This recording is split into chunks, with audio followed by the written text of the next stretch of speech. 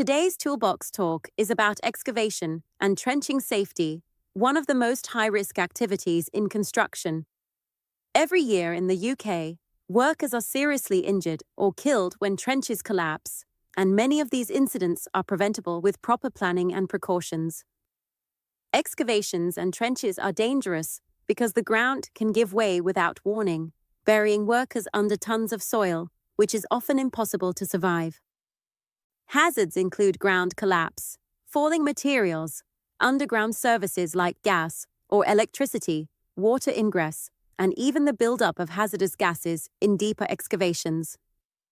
Before any excavation begins, a competent person must carry out a risk assessment and identify underground services using utility plans, cable locators, and trial holes.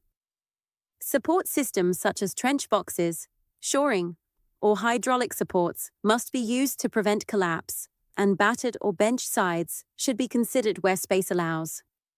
Access and egress must always be safe, with ladders or steps provided, and spoil heaps should be kept at minimum 1 meter back from the edge depending on ground conditions to avoid material falling in or adding pressure to the trench wall. Barriers and signage should be in place to keep unauthorized people away, and plant and vehicles should not operate too close to the edge due to the risk of collapse. Water buildup must be controlled using pumps, and air quality in deep excavations should be monitored if there is a risk of gases or lack of oxygen. Under the Construction, Design and Management, Regulations 2015 and the Health and Safety at Work, etc. Act 1974, employers must ensure that excavations are properly planned, supported, and inspected by a competent person.